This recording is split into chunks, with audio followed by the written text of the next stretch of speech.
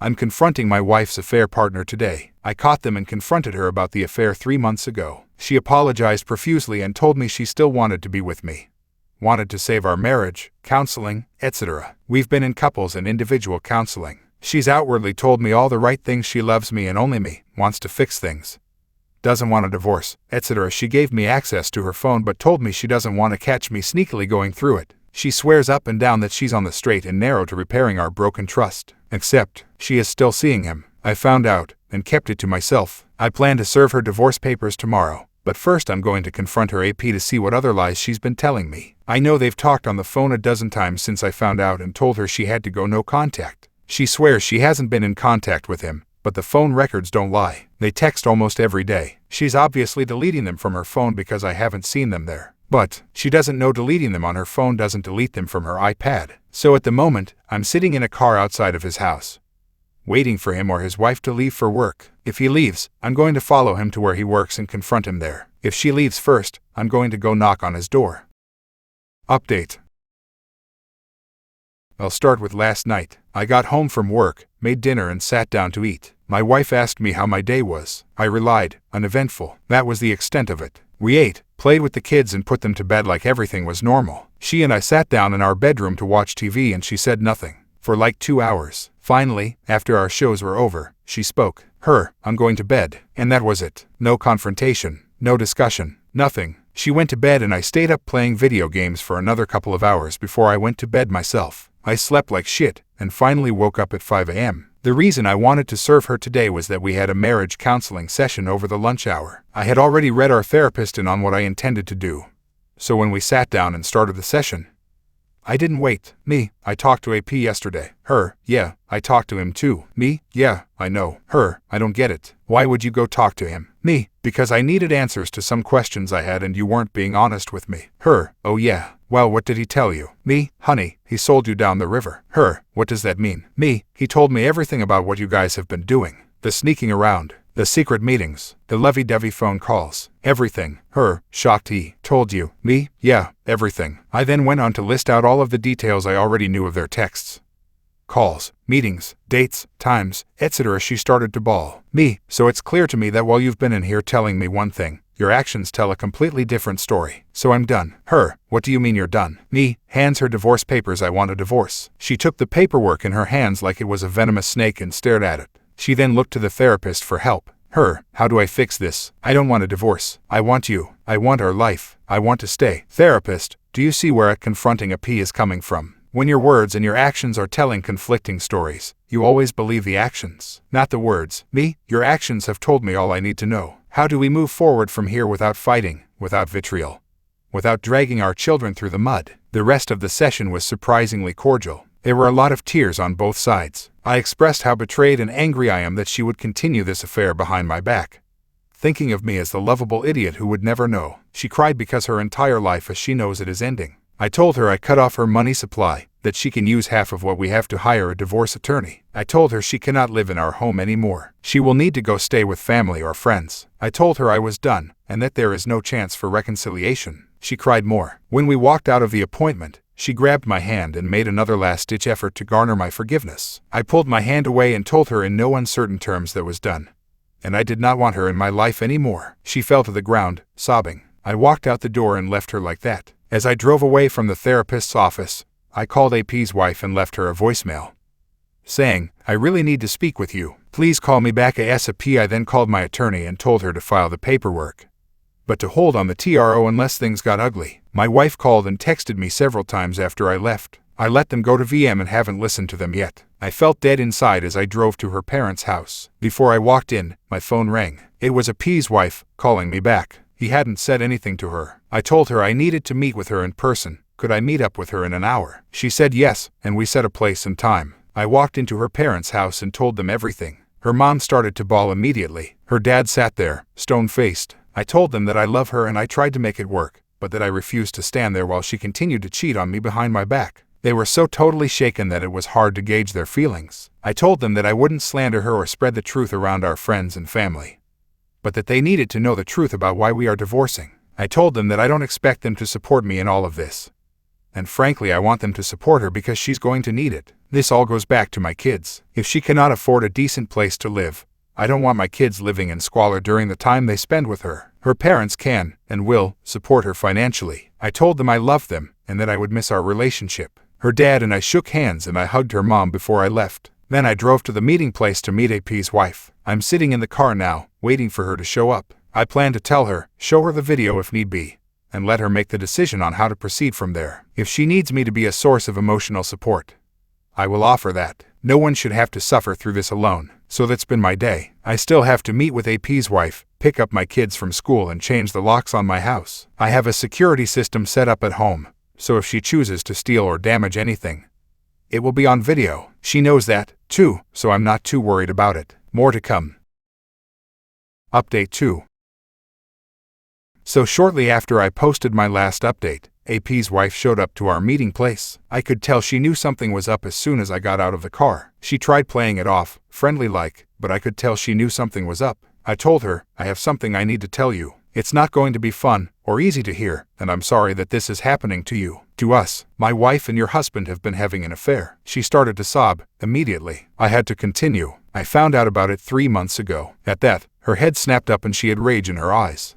3 fucking months ago. Why the fuck are you just telling me now? So I had to explain how I found out, what I did when I confronted my STBXW and how we were going through marriage counseling to save our marriage. She listened, nodding until I got to the part where I found out that they were still seeing each other. Then she started crying again. Look, I have to stop here for a second. I'm crying now, as I write this. I feel awful just putting this out in the world, like I'm spreading someone else's misery around. She did nothing to deserve this. Truth be told, I feel absolutely horrible about telling her. She had no idea. She told me she was wondering why I called her, and she figured it was something bad about her husband. But she had no idea that the affair was going on, that it was happening with my wife, that I had caught them, or that they had continued the relationship after being outed. Her entire world was crushed. And then I asked if she wanted to see the video. I have to laugh, actually. She thought I had a sex video of the two of them, and at first was disgusted that I would even offer to show that to her. No, I responded. I met with AP yesterday and confronted him about all of this,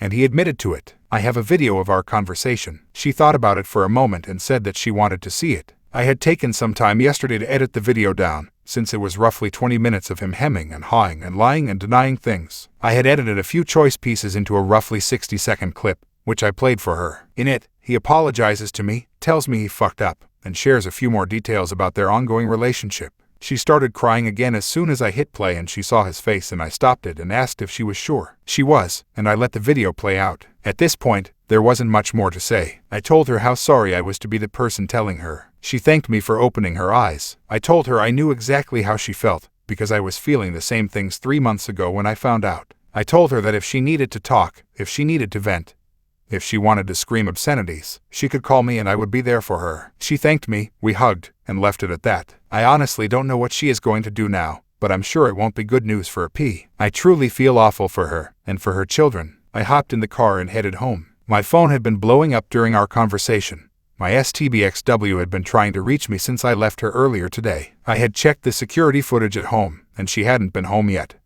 So I headed there. When I got there, she was sitting in the driveway smoking. As soon as she saw my car, she started screaming. You told my fucking parents, you lowlife piece of shit. I hit record on my phone and stuck it in the front pocket of my shirt so I could get it all on video. I got out of the car in the driveway and answered her. Yes, I did. They deserve to know the truth about why we are divorcing. I didn't lie or make anything up. I told them the truth, and I told them that they should love and support you through all of this. Took the wind right out of her sails. She went from rage to being a bawling mess in seconds. She kept apologizing, asking what she could do to fix things, telling me she never wanted any of this, etc., etc., etc. I listened, and when she finally ran out of things to say, I responded. I told you everything I had to say at the therapist's office today. I have nothing more to say about this. I'll pick up the kids from school and feed them dinner. You're welcome to get some things, but you cannot stay here tonight. I suggest staying with your parents. At this, she got angry. You can't keep me from my children. No, I responded. I don't intend to keep you from our children. But given the state you are in right now, I don't think it would be a good idea for them to see you like this. I'll tell them you went to stay with Graham and Gramps for a few days because Gramps has been sick and Graham needs some help around the house. They will understand that, and they won't question it. But we need to decide how and when we are going to tell them about this.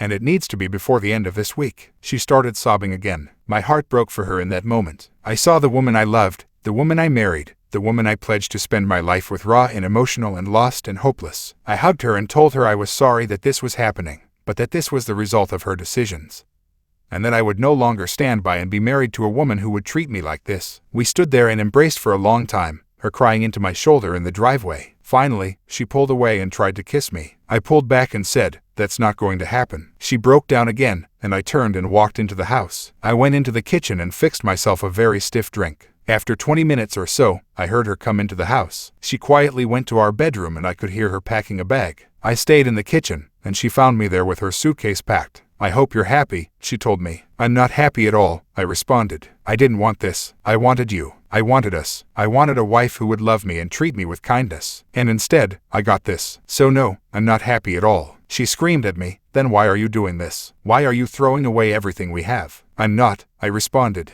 "You threw all of this away when you went back to AP. Now I'm just cleaning up the pieces." She screamed a few more choice obscenities at me, but I wouldn't rise to take her bait. When she realized I wasn't going to engage with her, she left, slamming the door so hard it knocked a picture frame off of the wall in the back hallway. I heard her screech out of the driveway, and she left. I finished my drink and replayed the video of her screaming and cursing at me. If things get bad, I've got enough video evidence to keep myself protected.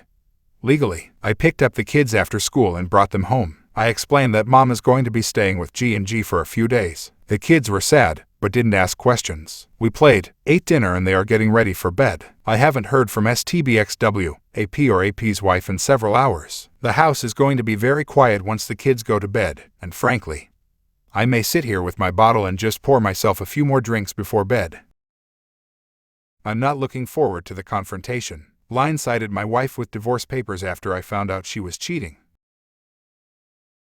My wife, 29 of 7 years, had cheated on me with one of her longtime friends in mid-July. I discovered text messages back and forth between them after getting suspicious and finally checking her phone. The texts I read were from a day after D-Day, about how good their sex was.